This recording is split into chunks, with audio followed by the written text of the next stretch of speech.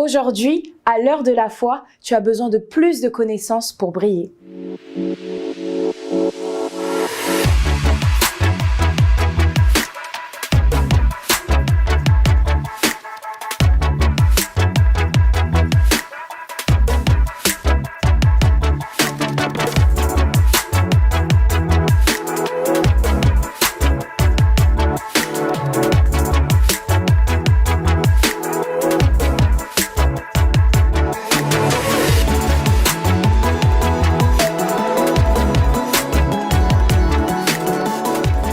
Les amis, on y va quelque part. Je voulais te dire qu'on s'en va quelque part.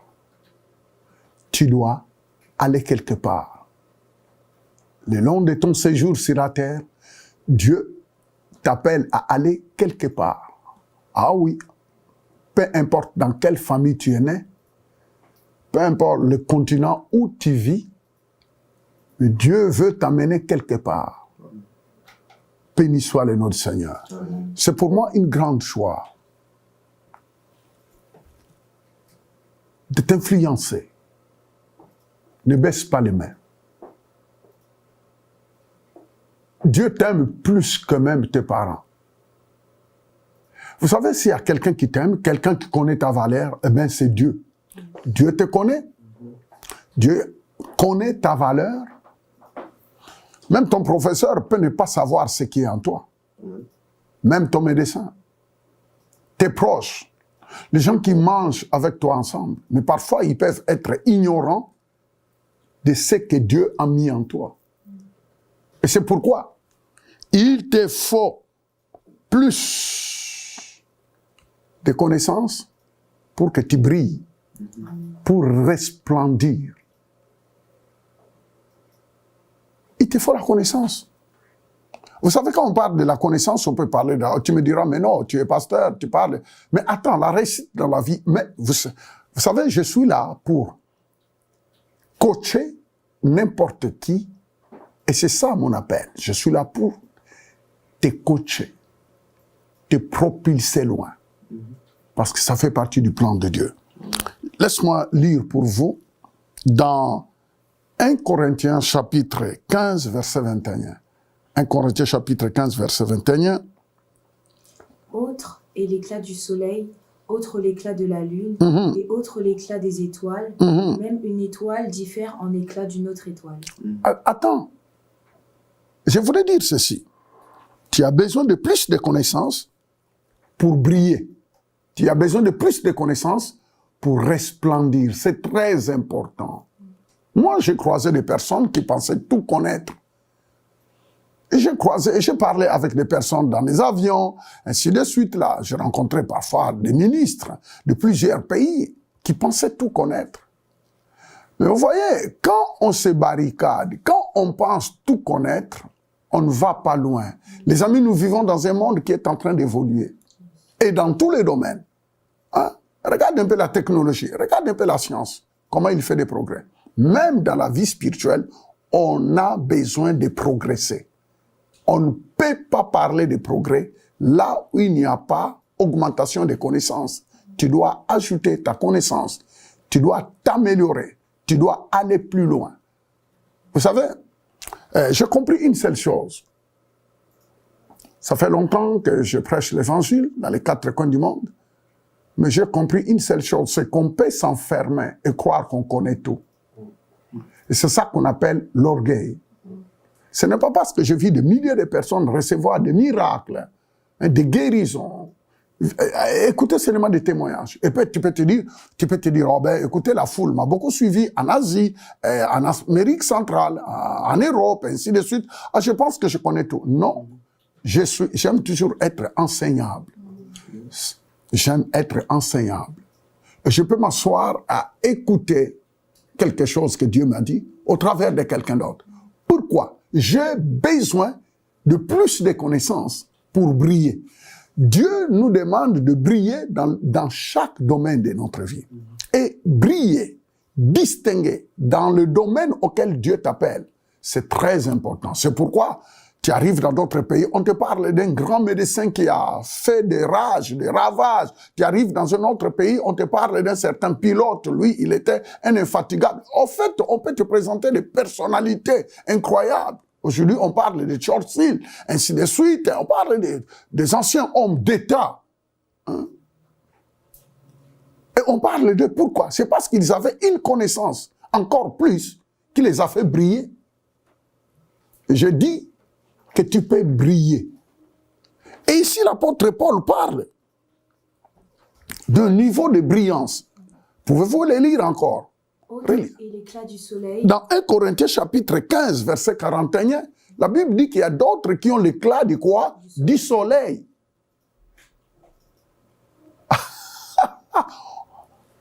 Tout le monde brille. Mais à quel éclat? On dit qu'il y a d'autres qui brillent comme le soleil. Je n'ai pas le temps d'entrer en profondeur. Mais moi, je peux vous le dire que la brillance que tu vas briller le long de ton séjour sur la terre va dépendre de ta collaboration avec Dieu. Amen. Tout ne dépend pas de Dieu, mais ça exige que toi, tu fasses ta part. Hein? C'est le niveau de révélation, de la connaissance que tu as, de ce que Dieu dit, qui va déterminer ta brillance. Loué soit le nom du Seigneur. Il dit que autre, c'est l'éclat non, il a commencé d'abord. Autre, c'est l'éclat du soleil. Ça veut dire qu'il y a d'autres qui vont briller sur cette vie, qui vont briller à l'éclat du soleil. Ça veut dire briller jusqu'à faire éblouir le regard des gens. C'est ton choix. Vous savez, à ce niveau de brillance, il y a un prix à payer. Il y a aussi un prix à payer.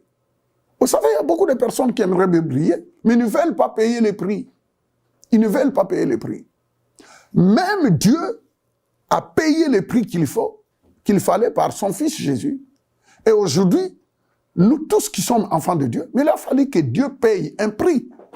Beaucoup de personnes pensent que le succès doit tomber comme un petit cadeau qui descend comme ça, boum. Mais non, mais non. Il y a des places où je suis parti prêcher l'évangile. Ce n'est pas tous les prédicateurs qui aimeraient bien y aller. Mais quand c'est Dieu qui t'appelle, allez-y. Même dans tous les domaines. Vous savez, beaucoup de personnes ont des souhaits. Oh, j'aurais souhaité être un médecin. Mais attends, le souhait ne t'amène nulle part. Ah, j'aurais souhaité être un grand homme d'affaires. Non, non, il y a un prix à payer. Les gens brillent dans les domaines auxquels Dieu les a appelés, mais il y a un prix à payer. Et vous voyez, il y a plusieurs sortes de brillance. On parle de la brillance du soleil. Et l'autre brillance, quoi? De la lune. De la lune. Vous voyez, même la lune a son éclat, qui n'est pas pareil au soleil. La lune a une brillance resplendie. Mais son éclairage n'est pas pareil à celui du soleil. Allez-y, l'autre. Et l'autre, l'éclat des étoiles. L'autre, l'éclat des étoiles. Vous voyez un peu comment le niveau. Hein? Il y a d'autres qui ont l'éclat des étoiles. Et c'est formidable. J'aimerais bien parler à quelqu'un. Arrête de te comparer avec les gens. Mesure-toi avec ce que Dieu te dit. Élève-toi. Arrête parce que cela ne t'amènera nulle part. Ah non, si j'étais un tel, ah non, si j'étais un tel. C'est pourquoi vous voyez des milliers de personnes changer même leur morphologie. C'est parce qu'ils veulent ressembler à un tel. Mais Dieu ne t'a pas demandé pour ressembler à un seul, à une telle personne. Dieu te dit, décide-toi. Accepte-toi premièrement tel que tu es. Et donne-toi. En fait, découvre ce que Dieu dit de toi. Et brille. Hein? Tu dois briller. Et je peux dire que le niveau de ta brillance sur cette terre va dépendre de ta relation avec Dieu, de ton intimité avec Dieu et le prix que tu es prêt à payer. Béni soit le nom du Seigneur. Amen. Je disais béni soit le nom. Tu te rends compte, cette dame-là? On nous parle dans la Bible d'une dame qui saignait pendant 12 ans. Elle a perdu tout ce qu'elle possédait par le médecin. Deuxièmement, elle était considérée dans la société comme un abandon total, rejetée de la société. Hein? Troisièmement, Elle n'avait pas le droit de se présenter devant tout le monde. Mais tu te rends compte, elle a entendu parler de Jésus, elle a entendu parler de Jésus, les amis, elle a entendu parler de Jésus, elle a dit ça, c'est mon dernier espoir. Je voulais te dire quelque chose, que Jésus est la solution. Au moment où les gens sifflent, au moment où les gens disent « Oh non, pour lui, il faut oublier ». Je connais une dame qui est venue me voir dans mon bureau. Elle a fait des études d'infirmière. Mais on l'a coulée, si c'est à combien de reprises. On l'a coulée. Elle ne pouvait pas. En fait, elle échouait à chaque moment. En fait, elle avait affaire aussi à un professeur qui ne voulait pas voir sa couleur. On lui disait, toi, tu ne réussiras jamais. Et un jour, elle est venue dans mon bureau, mais elle pleurait tellement. Je la regardais, je dis, bon, est-ce que tu as terminé ton deuil?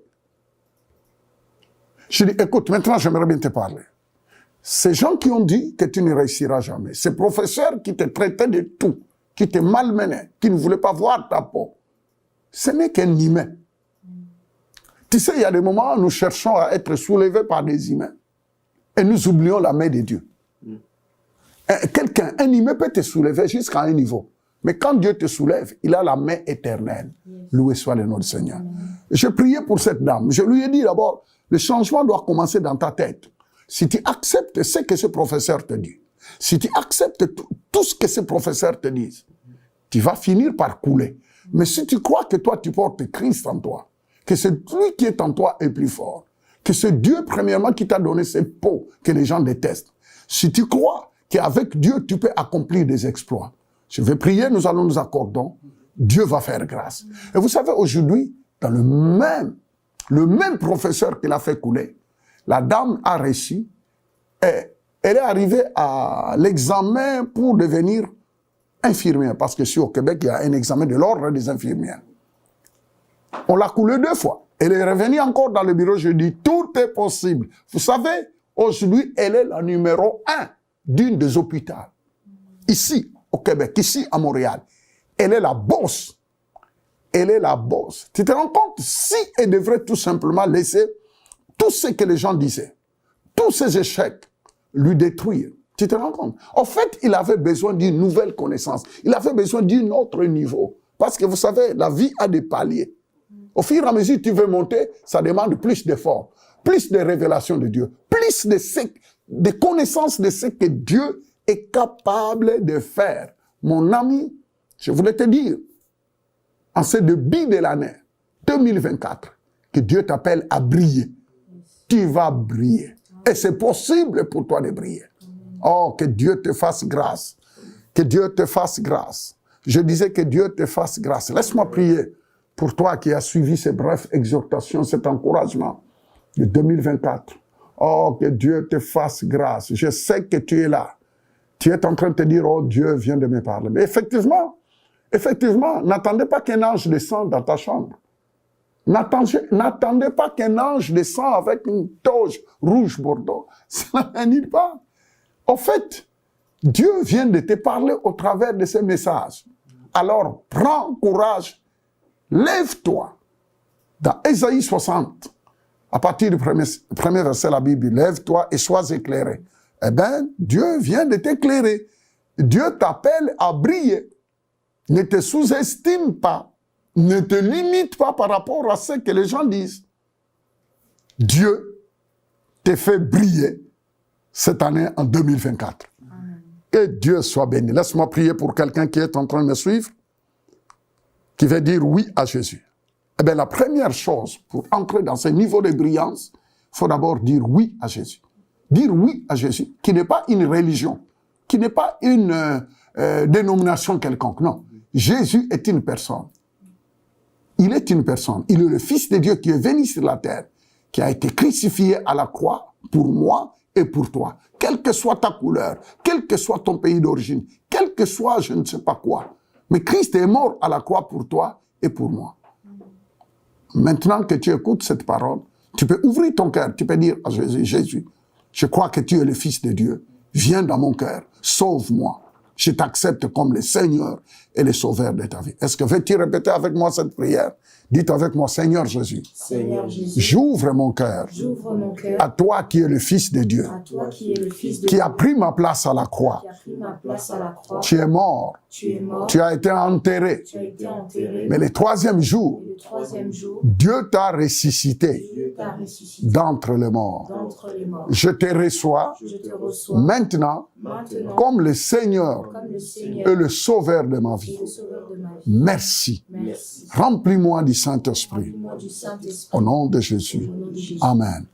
Alors, si tu viens de faire cette prière avec nous, tu peux nous appeler à ce numéro qui est en train de défiler. Nous vous aimons. Nous aurons plusieurs conseils à te donner. Parce que tu viens de naître dans la famille de Christ. Tu viens de naître dans la famille de Dieu. Tu deviens un enfant de Dieu. Dieu devient ton père.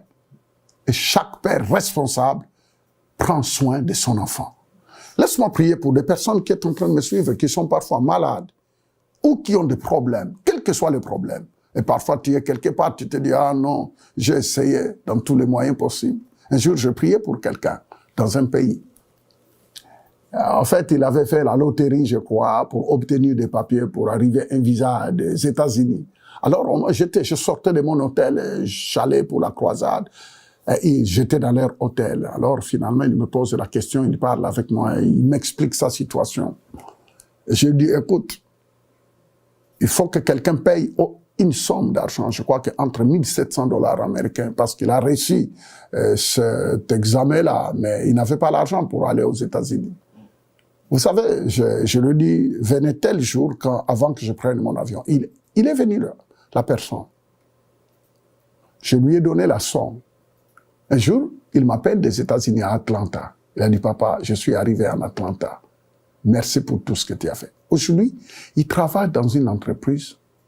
Tu ne peux pas croire. Vous voyez, il avait une situation. Bon, je ne veux pas dire que maintenant je vais résoudre le problème de tout le monde. Ce n'est pas ça que je veux dire. Mais je donne un exemple. Je veux dire, quelque part, c'était sa prière qui a été exaucée. Amen. Alors, j'aimerais bien prier pour toi. Parce que le même Dieu qui est venu à l'aide à ces garçons-là, il est là. Et là où tu es. Ah, tu as besoin d'une solution parfois dans ton mariage. Tu as besoin d'une solution, d'un visa quelconque. Tu as besoin d'une solution, je ne sais pas dans quel domaine. Mais tout ce que je sais, c'est que la prière du juste a une grande efficacité. Et moi, je m'appelle Monsieur Juste. Je suis juste. OK? Par la foi en Jésus. En fait, la justice de Christ est à moi. C'est pourquoi je peux m'adresser à Dieu en priant d'une manière efficace. Et attends-toi à recevoir la solution à ton problème. Pour ceux qui sont malades, pose ta main là où tu souffres. Pour ceux qui ont un problème quelconque, pose ta main sur la tête. Laisse-moi prier. Dans le nom puissant de Jésus, Père, je viens devant ton saint trône te présenter chaque situation. Je maudis chaque maladie dans le corps de chaque personne qui met sa foi en pratique maintenant. Je détruis la maladie jusqu'à la racine. Père, je viens te prier pour chaque problème que moi j'ignore, mais que toi tu connais. Père, étends ta main et glorifie-toi. Glorifie le nom de Jésus. Je demande la solution à chaque situation au nom puissant et merveilleux de Jésus que j'ai ainsi prié. Amen, amen et amen. Nous vous aimons beaucoup, moi et mon équipe de International Fofi Ministry, IFOM. Que le Seigneur te bénisse et que le Seigneur te donne au-delà. Tu peux soutenir vraiment ce ministère selon ce que Dieu te met dans le cœur. Nous vous aimons beaucoup. C'était le révérend Fofindelo. Que Dieu vous bénisse.